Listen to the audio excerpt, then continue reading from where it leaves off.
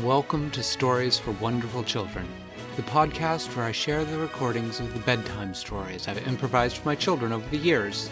I'm Dan Wendelin, your host and storyteller. Tonight's story is from September of 2008, and it's about a frog named Elvira, or maybe it was Elmira. I seem to get confused in the middle of the story, but fortunately, the wonderful children are there to help me out. I hope you enjoy it.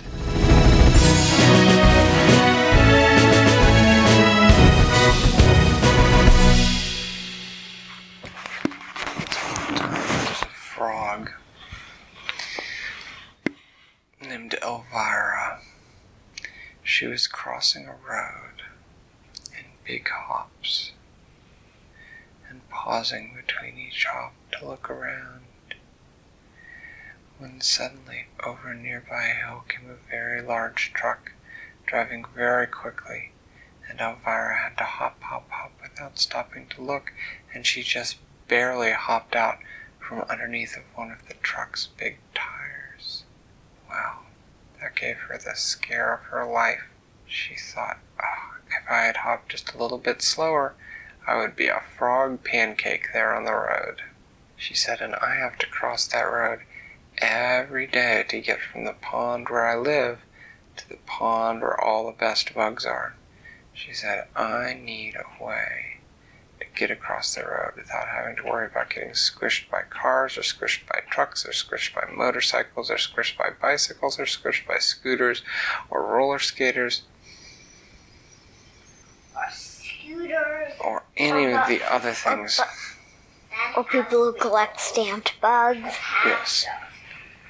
So. Or big wheels shouldn't have to worry about, because those don't go very fast. So, as she caught her bugs that day, she talked to one of her friends, Phil, and she told him, she said, I don't like crossing the road. I'm feeling so unprotected. I almost got hit by a huge truck today. She said, I need a way to protect myself. And Phil said, well, why don't you just live on this side of the road in the pond where all the bugs are? And she said, no, because I know that you all have raccoons that come out at night that like to eat frogs. And I like to be on the other side of the road because we don't have any raccoons on that side. And so I'm safe. And Phil just said, well, which one do you think is more dangerous? The cars and trucks when you cross the road, or For raccoons. the raccoons at night? Raccoons and gazelles. Both. So anyway, she said, no, what I need is a plan. She thought, and she zapped at her tongue, and she got a fly. And as she ate it, she thought. She said, Phil, what I need is to get an old turtle shell. It doesn't have a turtle inside it. And I can get inside it, and I can use that to get across the street. And that way I'm protected. If a truck hits me, I'll have the shell to protect me. And Phil said, no, that's no good. Turtle shells are strong, but they're not strong enough to protect you against a truck. Oh, said Elmira. I'll have to think. Elmira? Wasn't that her name? No. What was her name? I have no idea. Yeah, I'm pretty sure it was Elmira. What was it? Was it Elvira? Yeah. Huh.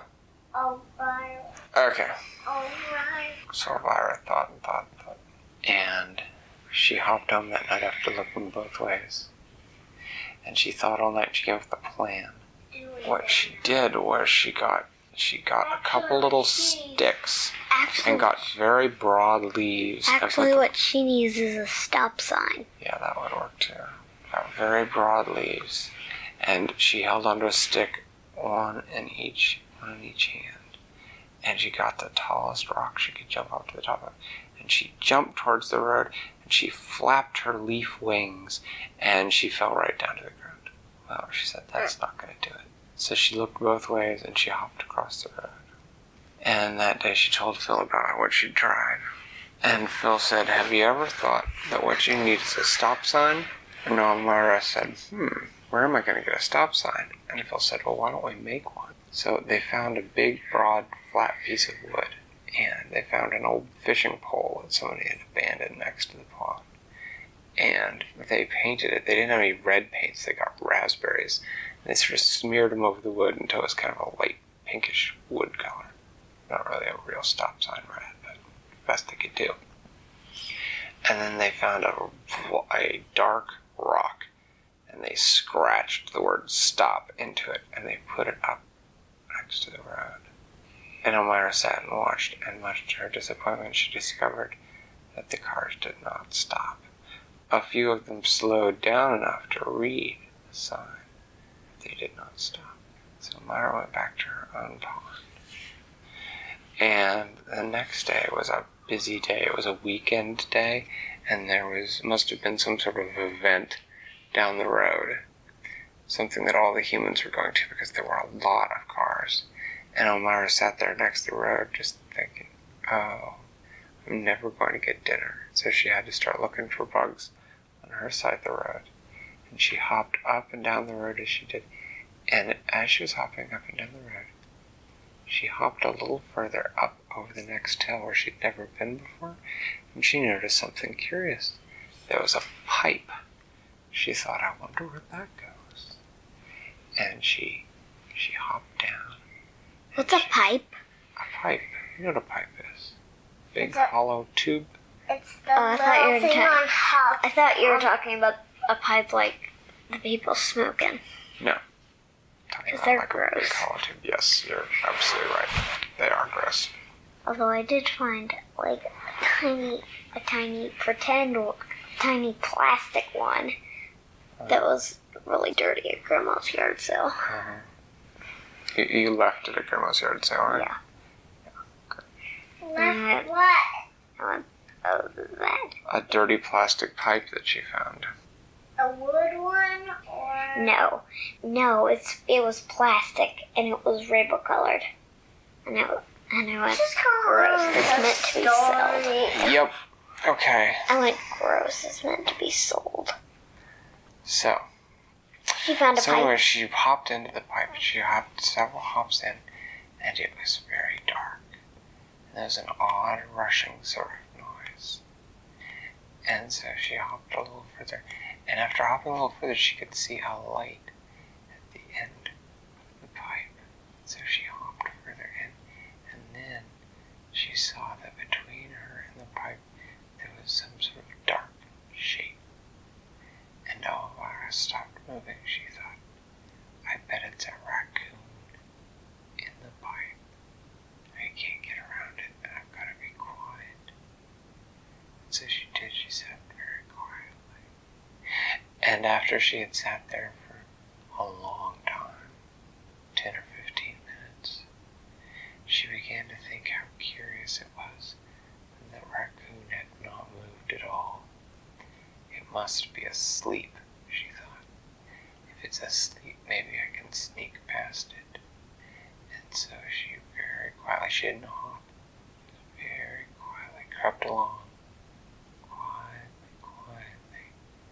And as she got closer and closer, she could see that there was no fur on the shape, that it was smooth. And she thought, maybe it's a snake. And she got close, because snakes eat frogs too. But she thought it still hasn't moved. And she got close enough that she could reach out and touch it. And it was hard. And she laughed to herself. She said, oh, it's just a rock. It's a big rock in the pipe. And so then she hopped the rest of the way through. And she was out in the light again. And she was trying to figure out where she was. She hopped around for a minute and she saw a pond. And she hopped a little closer and she saw that it was the pond where all the insects were. And then she looked back and she realized that the pipe had run underneath the road. And so now she had a way to get back and forth. And so she told Phil, and that night after they were done eating, he hopped back with her to the pond on her side of the road, where they were safe from raccoons. And they lived happily ever after. Thanks for listening to Stories for Wonderful Children. I created today's story, but heckling and clever commentary were supplied by my children. The theme music was created by Brandon Thompson, and the logo was designed by Silas Wendelin. If you know someone who might enjoy the stories, please tell them about the show. Our website is storiesforwonderfulchildren.com, and preview snippets are posted to most social media. I'm Dan Wendelin, reminding you to tell someone you love a story.